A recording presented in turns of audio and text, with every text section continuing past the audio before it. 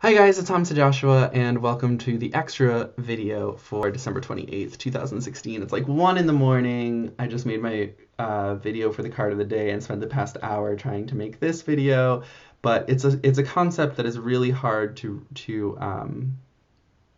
for me to wrap my head around, and then also it's really difficult for me to express it in a way that makes sense to everyone else because it's just so big and there's so many issues that I have with it.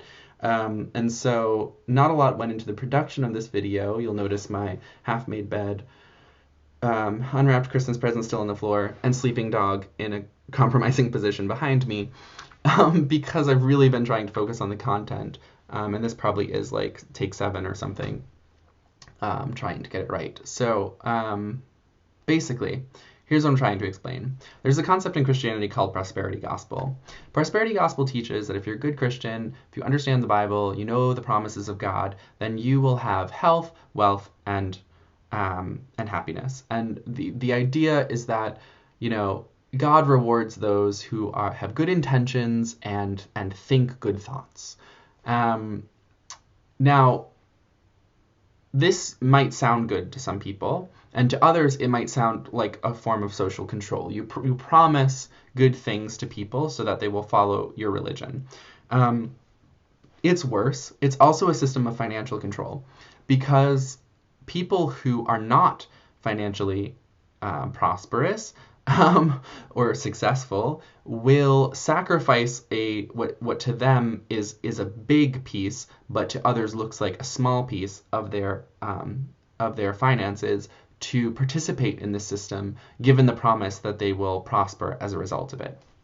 Now, there are plenty of examples of people out there who have tithed and then been blessed with prosperity because of their tithing to the church. But if you look at that in comparison with the reality that the global church is largely in poverty and abject poverty at that, it's pretty hard to see how Christianity has made everyone wealthy, healthy, and happy. It's just not the reality that we're living in. But Christianity, and particularly the Bible, don't actually teach that following God leads to health, happiness, and wealth. In fact, it teaches quite the contrary, that we live in a reality that is unpredictable and frightening and deadly, and that God is firm ground to stand on in the midst of that, but does not come with the promise that all of those things suddenly go away until the end of time, when we all live happily ever after in heaven. But the Bible doesn't actually even focuses on that. It actually focuses on the suffering that we will experience on earth. The example that I like to go to is in the book of Job, chapter 1, verses 6 through 12. And this is one of the only places in the Bible where Satan, Satan in Hebrew, the accuser, is a personified being, is a full person, whereas in the rest of the Bible, there isn't really an adversary who's personified until the New Testament. Okay, verse 6. One day, the heavenly beings came to present themselves before the Lord, and Satan also came among them. The Lord said to Satan, "Where have you come from?" Satan answered the Lord, "From going to and fro on the earth, and from walking up and down on it." The Lord said to Satan, "Have you considered my servant Job? There is none like him on the earth, a blameless and upright man who fears God and turns away from evil." So, for all intents and purposes, Job should be the perfect example for prosperity gospel. He should be the guy that is happy, healthy, and wealthy. And he is happy, healthy, and wealthy. And he should stay that way if prosperity gospel is true, but he doesn't. In verse 9, then Satan answered the Lord, "Does Job fear God for nothing? Have you not put a fence around him and his house and all that he has on every side? You have blessed the work of his hands, and his possessions have increased in the land." He has experienced what prosperity gospel promises, in other words. In verse 11, "But stretch out your hand now and touch all that he has, and he will curse you to your face." The Lord said to Satan, "Very well, all that he has is in your power, only do not stretch out your hand against him." So Satan went out from the presence of the Lord. Now, if you're not familiar with this story, Job loses everything. His whole family dies. All of his possessions are either stolen or destroyed. And ultimately, he cries out to God for an answer, and God basically comes to him in a whirlwind and answers, "I'm God, you're not." And a lot of people jump on this as kind of the harsh God of the Old Testament myth, which the harsh God of the Old Testament thing is a myth. It's not reality, the reality of the Bible at all. The God of the Old Testament is actually the God of mercy. But what's merciful here is that God doesn't lie to Job. God describes reality. Reality is that no matter what you do, no matter what your intentions are, no matter what your outward behaviors are, the markers of success are not guaranteed. And reality is fickle, and reality is reality, and you're not. You're just a small, tiny speck of it. You can't change your reality with some sort of mystical mumbo jumbo inside your head. It doesn't work that way. There's external forces in action, and they are far more powerful than any idea that you have in your mind. The message of Job isn't, I'm an all-powerful God who's going to victimize you. The message of Job is, sometimes life sucks, and it has nothing to do with how good of a person you are. Now, the reason why I bring this up, especially in the context of my psychic work, which doesn't always overlap with my religious work, is that the New Age teaches the same thing in the form of the law of attraction. The law of attraction basically teaches that your success is dependent on your belief systems. If you believe that you can be happy, healthy, and wealthy, then you will be happy, healthy, and wealthy. And any obstacle to that level of success, to those outward markers of success even, is just somehow in your mind or in your energy. Now, the New Age often claims to be spiritual, not religious, to be the good spiritual meat with the bones of religious control thrown out. The reality is that it often serves the opposite purpose. Oftentimes, it's actually just the social control mechanisms without the emotional support and beautiful trappings of religion. So rather than throwing out the baby with the bathwater, the law of attraction has actually retained the bathwater and sacrificed the baby. It's the same shit with a different condescension. Before, in prosperity gospel and Christianity, you're just not attuned to the promises of God. But now with the law of attraction, your belief systems, your attitude, your way of thinking, or your energy is somehow keeping you back from success. And when you do all the things that the law of attraction folks tell you to do, and you still don't attain to external markers of success, then what you're left with is the shitty feeling that you're just fucked up. So it's the same thing. It's the same social control. It's the same result, which is that a few people in the New Age mega billion-dollar industry have gotten stupid rich off of poor people contributing little bits of money to them all the time to try to learn how to be rich when it's not even possible. And none of it has alleviated the social problems that we still have, like racism and wage gaps and ableism and just all of these things. So, New Age guys, it's not better.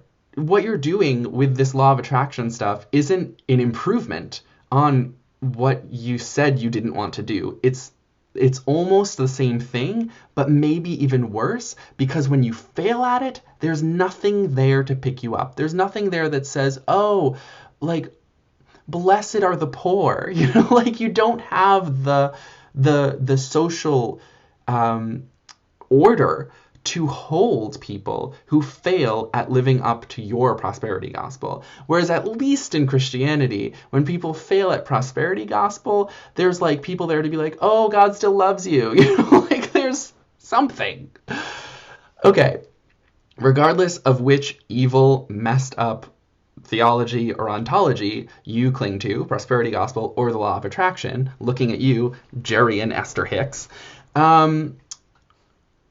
there are the same social ramifications, and this is what they are.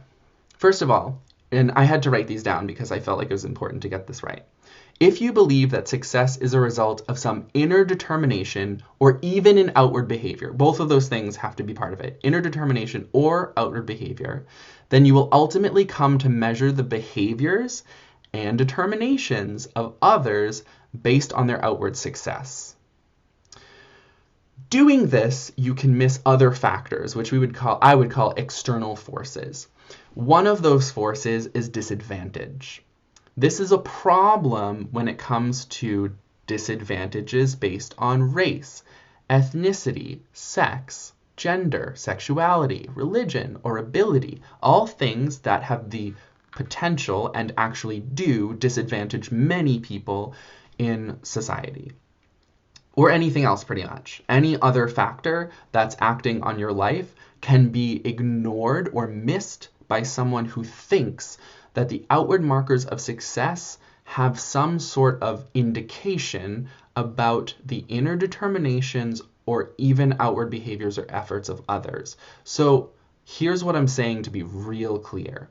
Just as prosperity gospel and the social control mechanisms of bad Christianity have influenced and even supported racism, homophobia, ableism, all forms of bigotry, so does the New Age version, repackaged in glitter and crystals, called the Law of Attraction, also support racism, homophobia, bigotry, ableism, sexism, all of the terrible things that we didn't want in the 70s when we created the Law of Attraction, weirdly. The conclusion that I leave you with is challenge prosperity gospel. Grace is an inner experience that is real right now and can be entirely bereft of any outward manifestation. Grace has no external markers of success. That has to be true. It has to be true because there's nothing that you can say that is uniform in Christian experience across the board. And it must be true in other religions too. It must be true that people who are totally right with God in other religions also do not have uniform markers of success on the outside. It's impossible. There's 3 billion Christians in the world almost. There's no way. There's no way that grace has an external marker of success that is prosperity, health, or happiness, because the majority of Christians are living in abject poverty, huge health issues, pandemics, awful in most of global Christianity, and happiness, is pretty hard to have in those states. I'm not talking about inner joy. I'm talking about happiness. Happiness is hard to have in those states. Now, on the other hand, also reject the law of attraction in favor of social justice and welfare programs. People are not prosperous because of the way they think. People are prosperous because of the way everyone thinks when everyone decides that social welfare programs are what's needed for the best of all. The highest and good for all, which is something that we say a lot in the New Age. Oh, make this be so if for the highest and good of all, or highest and best of all, the highest and best of all is social welfare programs. That's the answer. Socialism. I'm not afraid to say it. I'm a very political person. Is the answer if you want to know what we're supposed to do with all those social problems. Don't tell poor people that there's a problem with their way of thinking. There's a problem with our system of government. Don't tell people who are sick that they have some sort of mental block that's making them sick. First of all, what is wrong with you? Second of all, there's problems with our healthcare systems. There's problems with our pharmaceutical industry. And I'm not an anti-vaxxer. Let's just get that out of the way right now. But there are problems with our pharmaceutical industry. There's problems with our diet and in this country. There's so many external factors that are way bigger and way more tangibly powerful than your mindset. Okay? So challenge prosperity gospel, reject the law of attraction.